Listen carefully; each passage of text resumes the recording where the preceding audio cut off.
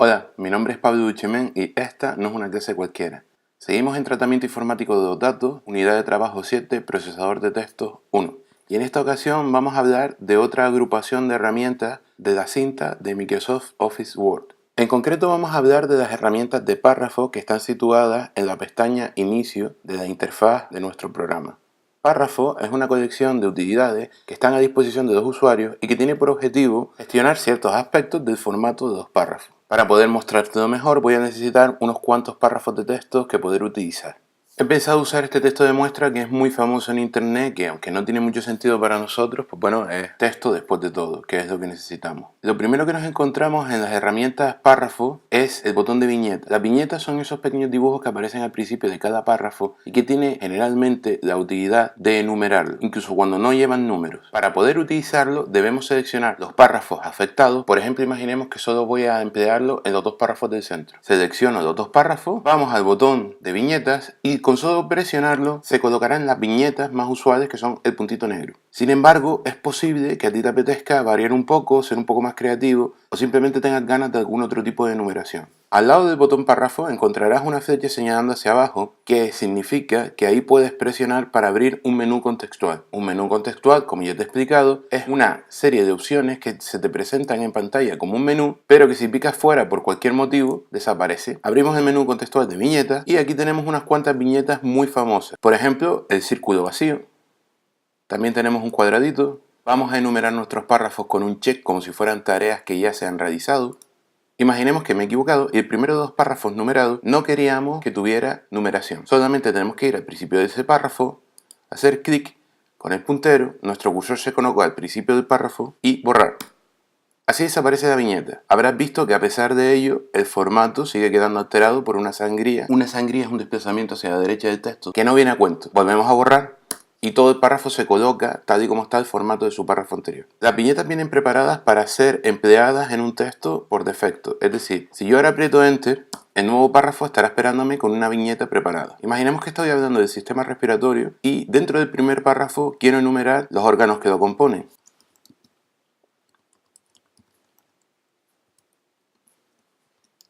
Te habrás fijado que no tiene mucho sentido que estos nuevos párrafos estén a la misma altura que los párrafos anteriores y posteriores. Es decir, si es una enumeración de dentro de una enumeración, deben estar señalados de manera diferente. Seguramente te habrás encontrado índices en los que los puntos están numerados y si hay subapartados dentro de los apartados, están un poquito más a la derecha. A eso se le llama indentarlos y con una viñeta diferente. ¿Cómo conseguimos eso? Bueno, seleccionamos los párrafos que van a formar parte de una indentación más a la derecha. Y ahora hacemos clic en el botón Aumentar sangría. Automáticamente Word nos lo coloca con una viñeta diferente y con una sangría diferente. Podemos aumentar y disminuir la indentación cada vez que queramos. Aumentamos, disminuimos. Y así los subapartados pueden volver a ser apartados cuando queramos. Puede ocurrir que queramos que en vez de que aparezcan unas viñetas, aparezcan unas viñetas numeradas, es decir, una numeración muy propia de los índices. El procedimiento es exactamente el mismo. Seleccionamos los párrafos a los que queremos afectar y hacemos clic en el botón numeración. Como ves, cada párrafo ha aparecido precedido por un número que lo identifica. Esta funcionalidad de Word es muy potente porque más tarde podemos escribir un párrafo nuevo y la enumeración se reajusta sola sin tener que reenumerarlo nosotros. Imaginemos que después del párrafo 1 queremos crear un nuevo párrafo. Antes, si estos números los hubiéramos escrito nosotros a mano, tendríamos que borrar todos los números de todos los párrafos posteriores, ponerlos un número más grande y poder escribir el 2 en medio. Sin embargo, utilizando numeración, verás que cuando apriete Enter y se cree un nuevo párrafo, los demás ajustarán su número a la nueva numeración correcta. Igual que antes, es muy habitual que ciertos párrafos en realidad sean subapartados de otros párrafos. El primer subapartado del apartado 2 se llamaría 2.1. Imaginemos que el apartado 3 y el apartado 4 en realidad están mal colocados. Deberían ser el 2.1 y el 2.2. Nada más sencillo que seleccionarlos y aumentar su sangría.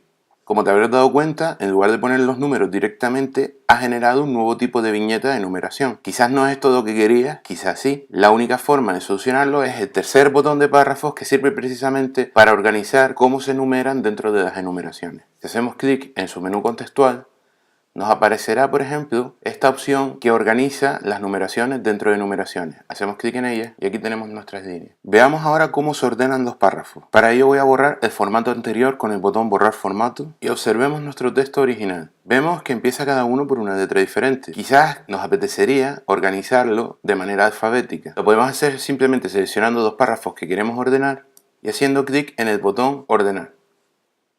Cuando hacemos clic en el botón ordenar, nos aparece una ventana de diálogo. Recuerda que si al picar fuera no se cierra solo y si tiene un botón de X para cerrar, a esto no se le llama menú contextual, sino ventana de diálogo, el que nos pregunta qué queremos ordenar y cómo. En este caso vamos a ordenar estos párrafos dependiendo del texto, es decir, va a ser una ordenación alfabética. Aceptamos y voilà.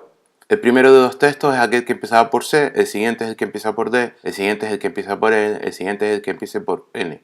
Veamos ahora en qué consiste alinear un párrafo. Los párrafos no siempre tienen la misma estructura ni distribución de texto. Generalmente nosotros solemos alinear hacia la izquierda. Si seleccionamos todo el texto y presionamos en alinear a la izquierda, poca diferencia notamos. Simplemente nuestros párrafos se pegan al lado izquierdo y el lado derecho queda desigual dependiendo de la longitud de la frase por la que va. Sin embargo, nosotros podemos decidir alinear a la derecha y que no nos importe el lado izquierdo de los párrafos. Hacemos clic en el botón alinear a la derecha y como vemos el texto se ha quedado recto desde el punto de vista de derecha e irregular a la izquierda. ¿Maneras de evitar esto? Bueno, ponerlo irregular todo, es decir, que cada párrafo independientemente de su longitud quede centrado,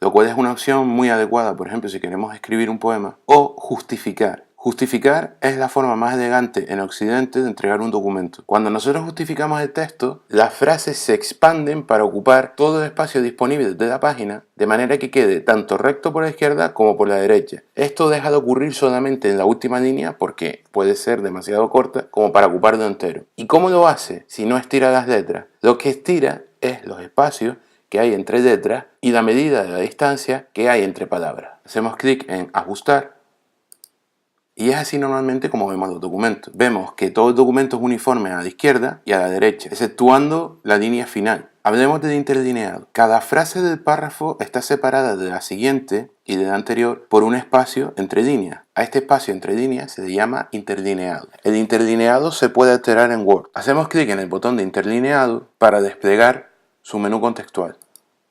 Estos números que ves en pantalla son las distancias entre líneas más habituales. Un documento, generalmente formal, está separado por un espacio de línea y media.